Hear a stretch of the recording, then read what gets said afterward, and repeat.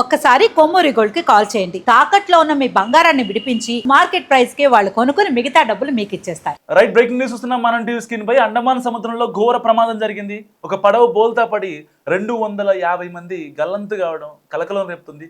రోహింగ్యా శరణార్థులు బంగ్లాదేశ్ పౌరులతో ఒక నౌక బంగ్లాదేశ్ నుంచి మలేషియాకి వెళ్తుంది. దక్షిణ బంగ్లాదేశ్లోని టేక్నాఫ్ ప్రాంతం నుంచి ఈ పడవ స్టార్ట్ అయింది. అండమాన్ సముద్రం వద్దకు వచ్చేసరికి వాతావరణం అనుకూలించకపోవడం, సామర్థ్యానికి మించి ఆ బోట్లో ప్రయాణికులు ఉండడం వల్ల ఆ పడవ బోల్తా పడినట్లు కూడా అధికారులు ప్రాథమిక అంచనా వేశారు. ప్రస్తుతం సముద్రంలో గాలింపు చర్యలు కొనసాగుతున్నాయి. ఈ ప్రమాదంలో గల్లంతైన వారిలో ఎక్కువ మంది మహిళలు, చిన్నారులు ఉన్నట్లు ఐక్యరాజ్య సమితి శరణార్థుల సంస్థ వెల్లడించింది. మయన్మార్లో హింసను తట్టుకోలేక 2017లో లక్షలాది మంది రోహింగ్యాలు బంగ్లాదేశ్కు వలస వచ్చారు. అక్కడ కాక్స్ బజార్లోని శిబిరాల్లో ఉంటున్నారు వీళ్ళంతా. కానీ ఈ మధ్య అక్కడ సరైన జీవన సౌకర్యాలు ఉండడం లేదు. పరిస్థితులు రోజు రోజుకు మరింత దిగజారుతున్నాయి. ఈ క్రమంలోనే ఆ శిబిరాల్లో ఉన్నవారు మెరుగైన భవిష్యత్తు కోసం అక్కడి నుంచి వెళ్ళిపోవాలని డిసైడ్ అయ్యారు. ఇందుకోసం సముద్ర మార్గం గుండా మలేషియా లాంటి దేశాలకు వెళ్లేందుకు ప్రయత్నాలు చేస్తున్నారు. ఈ నేపథ్యంలోనే ఏప్రిల్ 4న బంగ్లాదేశ్ నుంచి అయితే పడవ మునిగిపోయిందో ఆ బోట్ స్టార్ట్ అయింది. బలమైన ఈదురుగాలుల వల్ల తాజాగా సముద్రంలో మునిగిపోయింది. ఈ ఘటనపై ఐక్యరాజ్య సమితి, ఇంటర్నేషనల్ ఆర్గనైజేషన్ ఫర్ మైగ్రేషన్ తీవ్ర దిగ్భ్రాంతి వ్యక్తం చేసింది. శరణార్థుల రక్షణ కోసం అంతర్జాతీయ సమాజం వెంటనే స్పందించాలని కోరింది. ఇలాంటి ప్రమాదకరమైన సముద్ర ప్రయాణాలు నియంత్రించేందుకు చర్యలు తీసుకోవాలని మరికొన్ని సంస్థలు సూచిస్తున్నాయి. సో ఒకసారి మనం ఆ పడవని చూసుకుంటే అదొక మెకనైజ్డ్ బోటు. దాంట్లో మహా అయితే ఒక 70 మంది, ఒక 80 మంది ట్రావెల్ చేసే అవకాశం ఉంది. కానీ దాంట్లో ప్రయాణించింది 250 మంది. వీళ్ళంతా పొట్టకూటి కోసం ఛత్రపతి సినిమాలో ఏదైతే చూస్తుంటామో శ్రీలంక నుంచి ఇటు తమిళనాడు, ఆంధ్రప్రదేశ్ యొక్క కోస్టల్ ఏరియాస్కి ఎలాగైతే తరలి వస్తారో, వలస వస్తారో అలాంటి శరణార్థులు వీళ్ళంతా. సో దీంట్లో బంగ్లాదేశ్ పౌరులు కూడా ఉన్నారు. అయితే బంగ్లాదేశ్లోని లాల్ బజార్లో వీళ్ళంతా నివాసం ఉంటున్నారు. కానీ అక్కడ పరిస్థితులు బాగలేకపోవడంతో ఆల్రెడీ వీళ్ళు మయన్మార్ నుంచి బంగ్లాదేశ్కి వచ్చారు. ఈ 250 మంది.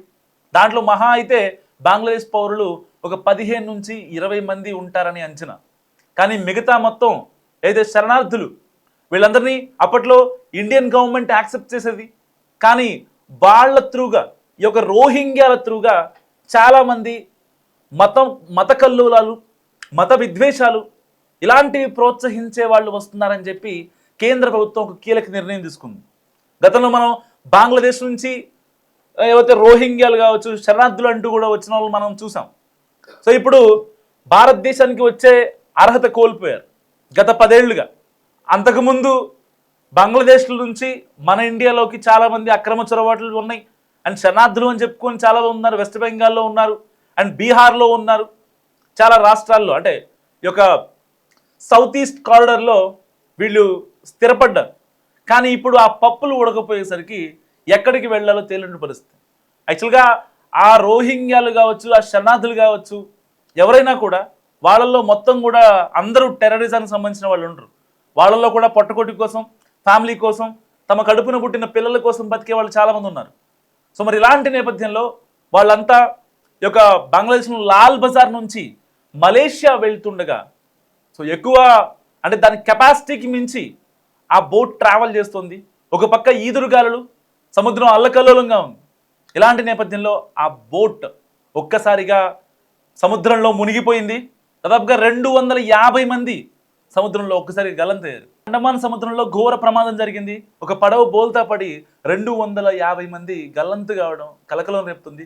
రోహింగ్యా శరణార్థులు బంగ్లాదేశ్ పౌరులతో ఒక నౌక బంగ్లాదేశ్ నుంచి మలేషియాకి వెళ్తుంది. దక్షిణ బంగ్లాదేశ్లోని టేక్నాఫ్ ప్రాంతం నుంచి ఈ పడవ స్టార్ట్ అయింది. అండమాన్ సముద్రం వద్దకు వచ్చేసరికి వాతావరణం అనుకూలించకపోవడం, సామర్థ్యానికి మించి ఆ బోట్లో ప్రయాణికులు ఉండడం వల్ల ఆ పడవ బోల్తా పడినట్లు కూడా అధికారులు ప్రాథమిక అంచనా వేశారు. ప్రస్తుతం సముద్రంలో గాలింపు చర్యలు కొనసాగుతున్నాయి. ఈ ప్రమాదంలో గల్లంతైన వారిలో ఎక్కువ మంది మహిళలు, చిన్నారులు ఉన్నట్లు ఐక్యరాజ్య సమితి శరణార్థుల సంస్థ వెల్లడించింది. మయన్మార్లో హింసను తట్టుకోలేక 2017లో లక్షలాది మంది రోహింగ్యాలు బంగ్లాదేశ్కు వలస వచ్చారు. అక్కడ కాక్స్ బజార్లోని శిబిరాల్లో ఉంటున్నారు వీళ్ళంతా. కానీ ఈ మధ్య అక్కడ సరైన జీవన సౌకర్యాలు ఉండడం లేదు. పరిస్థితులు రోజు రోజుకు మరింత దిగజారుతున్నాయి. ఈ క్రమంలోనే ఆ శిబిరాల్లో ఉన్నవారు మెరుగైన భవిష్యత్తు కోసం అక్కడి నుంచి వెళ్ళిపోవాలని డిసైడ్ అయ్యారు. ఇందుకోసం సముద్ర మార్గం గుండా మలేషియా లాంటి దేశాలకు వెళ్లేందుకు ప్రయత్నాలు చేస్తున్నారు. ఈ నేపథ్యంలోనే ఏప్రిల్ 4న బంగ్లాదేశ్ నుంచి ఏదైతే పడవ మునిగిపోయిందో ఆ బోట్ స్టార్ట్ అయింది. బలమైన ఈదురుగాలుల వల్ల తాజాగా సముద్రంలో మునిగిపోయింది. ఈ ఘటనపై ఐక్యరాజ్య సమితి ఇంటర్నేషనల్ ఆర్గనైజేషన్ ఫర్ మైగ్రేషన్ తీవ్ర దిగ్భ్రాంతి వ్యక్తం చేసింది. శరణార్థుల రక్షణ కోసం అంతర్జాతీయ సమాజం వెంటనే స్పందించాలని కోరింది.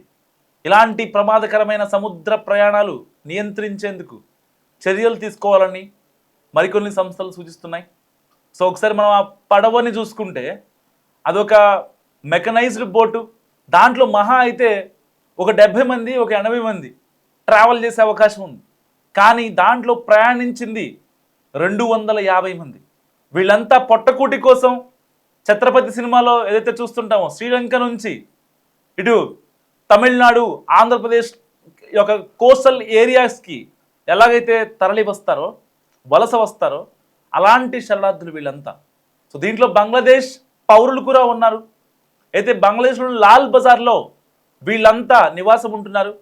కానీ అక్కడ పరిస్థితులు బాగలేకపోవడంతో ఆల్రెడీ వీళ్ళు మయన్మార్ నుంచి బంగ్లాదేశ్కి వచ్చారు ఈ 250 మంది. దాంట్లో మహా అయితే బంగ్లాదేశ్ పౌరులు ఒక 15 నుంచి 20 మంది ఉంటారని అంచనా. కానీ మిగతా మొత్తం ఏదైతే శరణార్థులు వీళ్ళందరినీ అప్పట్లో ఇండియన్ గవర్నమెంట్ యాక్సెప్ట్ చేసేది. కానీ వాళ్ళ త్రూగా ఈ యొక్క రోహింగ్యాల త్రూగా చాలామంది మత కల్లోలాలు, మత విద్వేషాలు ఇలాంటివి ప్రోత్సహించే వాళ్ళు వస్తున్నారని చెప్పి కేంద్ర ప్రభుత్వం ఒక కీలక నిర్ణయం తీసుకుంది. గతంలో మనం బంగ్లాదేశ్ నుంచి ఏవైతే రోహింగ్యాలు కావచ్చు, శరణార్థులు అంటూ కూడా వచ్చిన వాళ్ళు మనం చూసాం. సో ఇప్పుడు భారతదేశానికి వచ్చే అర్హత కోల్పోయారు గత 10 ఏళ్లుగా. అంతకుముందు బంగ్లాదేశ్ నుంచి మన ఇండియాలోకి చాలామంది అక్రమ చొరబాట్లు ఉన్నాయి. అండ్ శరణార్థులు అని చెప్పుకొని చాలా ఉన్నారు. వెస్ట్ బెంగాల్లో ఉన్నారు, అండ్ బీహార్లో ఉన్నారు. చాలా రాష్ట్రాల్లో అంటే ఈ యొక్క సౌత్ ఈస్ట్ కారిడార్లో వీళ్ళు స్థిరపడ్డారు. కానీ ఇప్పుడు ఆ పప్పులు ఉడకపోయేసరికి ఎక్కడికి వెళ్ళాలో తేలిన పరిస్థితి. యాక్చువల్గా ఆ రోహింగ్యాలు కావచ్చు, ఆ శరణార్థులు కావచ్చు, ఎవరైనా కూడా వాళ్ళల్లో మొత్తం కూడా అందరూ టెర్రరిజానికి సంబంధించిన వాళ్ళు ఉండరు. వాళ్ళల్లో కూడా పొట్టకొట్టి కోసం, ఫ్యామిలీ కోసం, తమ కడుపున పుట్టిన పిల్లల కోసం బతికే వాళ్ళు చాలామంది ఉన్నారు. సో మరి ఇలాంటి నేపథ్యంలో వాళ్ళంతా ఈ యొక్క బంగ్లాదేశ్లో లాల్ బజార్ నుంచి మలేషియా వెళ్తుండగా, సో ఎక్కువ అంటే దాని కెపాసిటీకి మించి ఆ బోట్ ట్రావెల్ చేస్తుంది. ఒక పక్క ఈదురుగాలులు, సముద్రం అల్లకల్లోలంగా ఉంది. ఇలాంటి నేపథ్యంలో ఆ బోట్ ఒక్కసారిగా సముద్రంలో మునిగిపోయింది. దాదాపుగా 250 మంది సముద్రంలో ఒక్కసారి గల్లంతయ్యారు.